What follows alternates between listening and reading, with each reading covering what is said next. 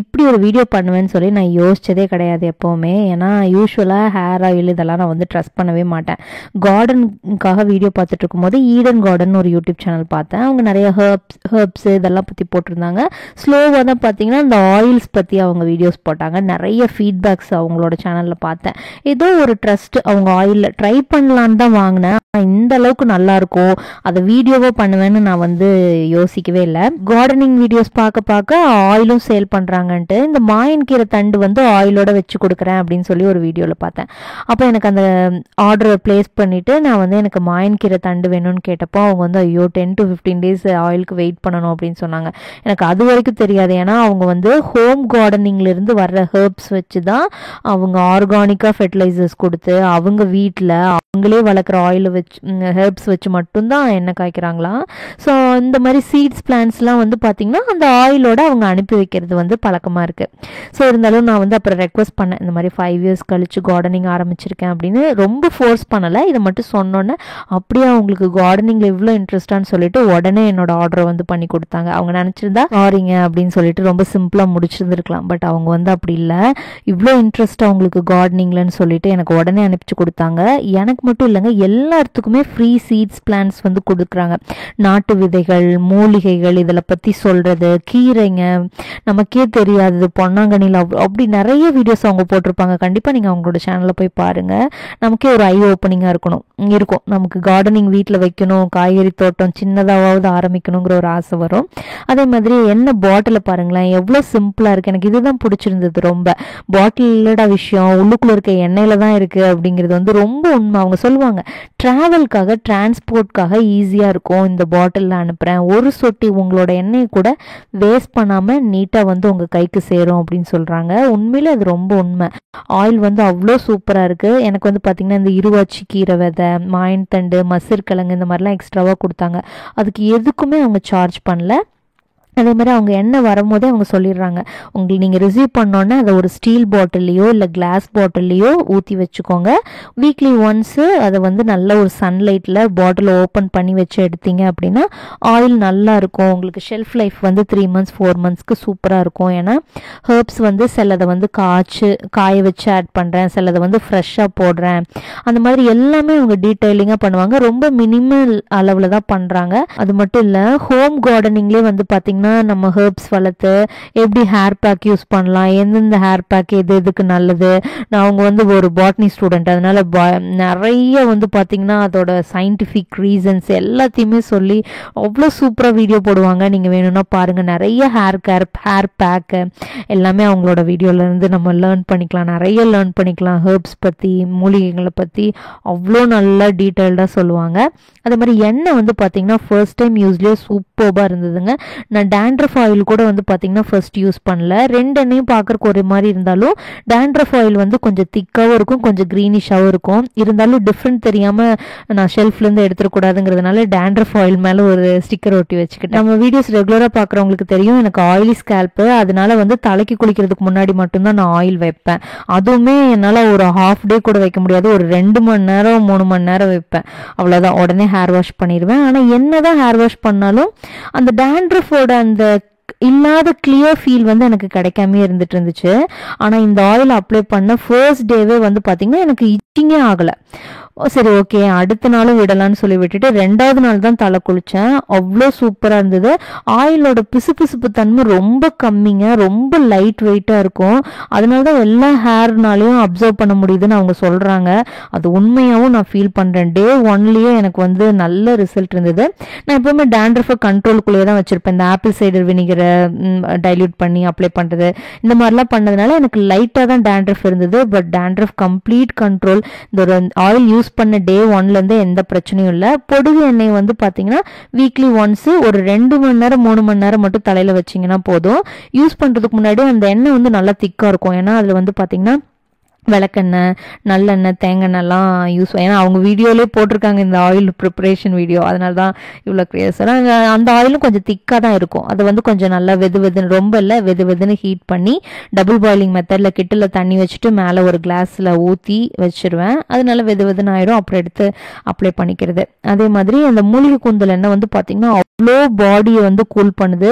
2-3 நாள் வந்து பார்த்திங்கன்னா எனக்கு சூட்டு கொப்பளம்லாம் வந்துச்சு. மேபி அந்த ஹீட் வெளியே போகிறதுனாலையா இருக்கும். பட் மோர் தண்ணியெல்லாம் அதிகமாக குடிச்சதுன்னா அதுக்கப்புறம் எந்த ப்ராப்ளமும் இல்லை. அது எண்ணெய் வச்சு ஒரு 10-15 நிமிஷத்தில் அப்படியே சில்லுன்னு ஹேரில் வந்து ஒரு ஃபீல் கிடைக்கும் தலையில். உங்களுக்கு கண்டிப்பாக உங்களுக்கு வந்து அந்த ஆயில் பிடிச்சிருக்கு அப்படின்னா ட்ரை பண்ணி பாருங்கள். நல்லாயிருக்கும். நான் டேண்ட்ரஃபை கண்ட்ரோலாக வச்சுக்கிறதுக்கு காரணம் வந்து பார்த்திங்கன்னா இந்த மாதிரி என்னோடய சீப்பு, கிளிப்பு, பேண்டு எல்லாத்தையும் நான் வந்து அடிக்கடி வாஷ் பண்ணிக்கிட்டே இருப்பேன். வாஷ் பண்ணி வெயிலில் நல்லா காய வச்சு நான் எடுத்துருவேன். ஏன்னா இதில் நம்மளோட டேண்ட்ரஃப் இருக்குங்க. நம்ம தலை சீவும் போது அந்த சீப்போட எண்டில், எட்ஜில், அதே மாதிரி உங்களுக்குன்னு செப்பரேட் சீப். இது எல்லா சீப்பும் என் சீப்பு தான். நான் விதவிதமாக சீப்பு வச்சுப்பேன். ஒவ்வொரு டைமுக்கும் ஒவ்வொரு சீப்பு எடுத்து சீவுவேன்.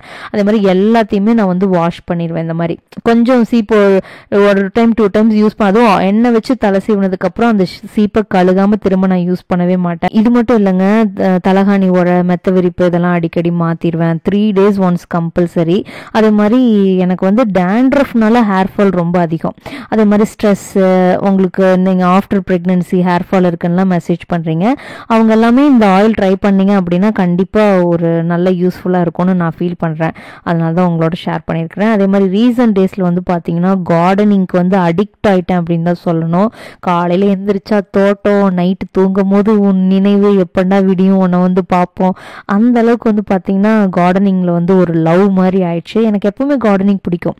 இவ்வளோ தொட்டி இத்தனை எல்லாம் பண்ணது நான் தான். பட் 5 years விட்டுட்டேன். அப்போ பண்ணப்போ இருந்ததை விட இப்போ வந்து பார்த்தீங்கன்னா கார்டனிங் எனக்கு ரொம்ப பிடிச்சிருக்கு.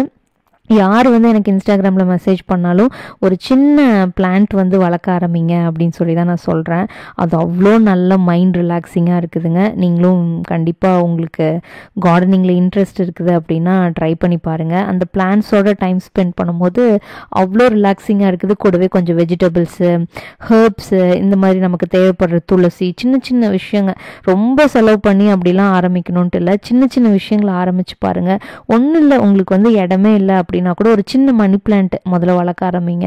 அது என்ன சொல்கிறது, ஒரு ஸ்டெப் வச்சோன்னு வச்சுக்கோங்களேன், அந்த விஷயம் வந்து அடுத்தடுத்த ஸ்டெப்புக்கு நம்மளை கொண்டு போகும். ட்ரை பண்ணி பாருங்கள். அப்படி தான் எங்கள் அம்மா தொல்லை தாங்க முடியாமல் கார்டனிங் ஆரம்பித்த ஆள் தான் நான். இப்போ இவ்வளோ பிடிச்சிருச்சு எனக்கு கார்டனிங்.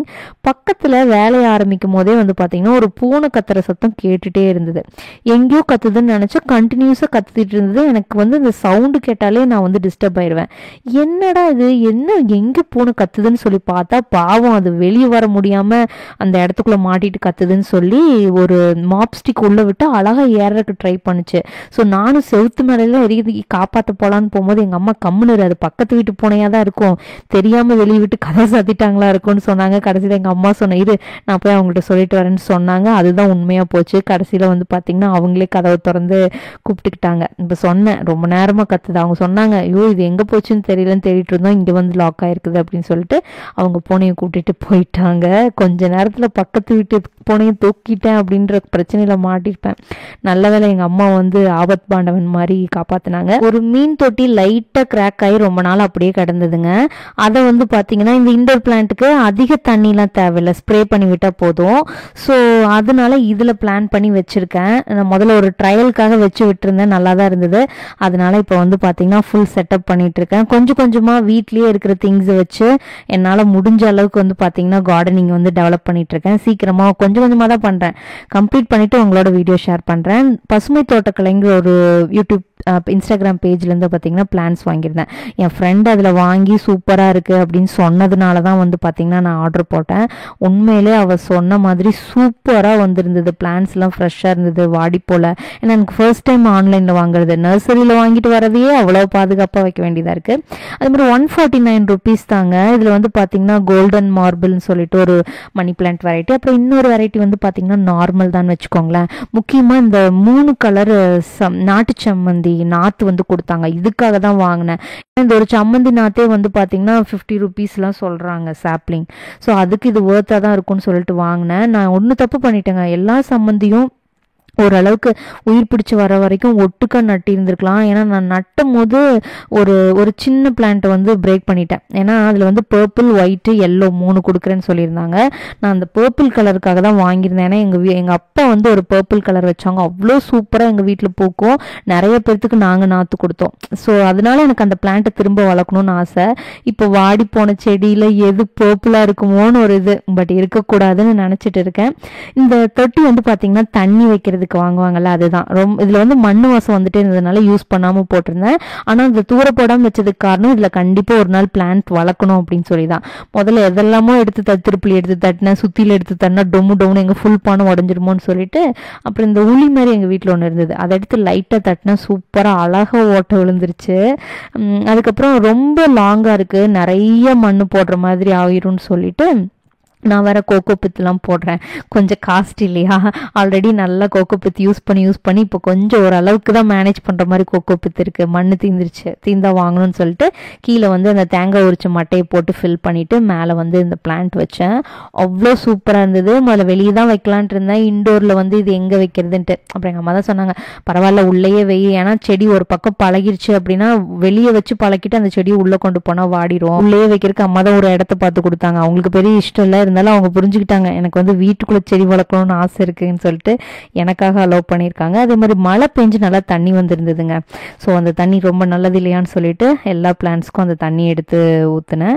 இந்த மாதிரி ரொம்ப சிம்பிளாக வீட்டில் இருக்கிறத வச்சே இன்டோர் அவுட்டோர் கார்டனிங் நான் எப்படி பண்ணுறேங்கிறத பார்க்கறதுக்கு நம்ம சேனலை சப்ஸ்கிரைப் பண்ணி வச்சுக்கோங்க. நிறைய மினி விளாக்ஸ் எல்லாம் ஷேர் பண்ணிட்டு தான் இருக்கேன், தொடர்ந்து சப்போர்ட் பண்ணுங்கள். இந்த வீடியோ பிடிச்சிருந்தா மறக்காமல் லைக் பண்ணிவிட்டு இது வரைக்கும் சப்ஸ்கிரைப் பண்ணலன்னா நம்ம சேனலை சப்ஸ்கிரைப் பண்ணிடுங்க. Thank you for watching.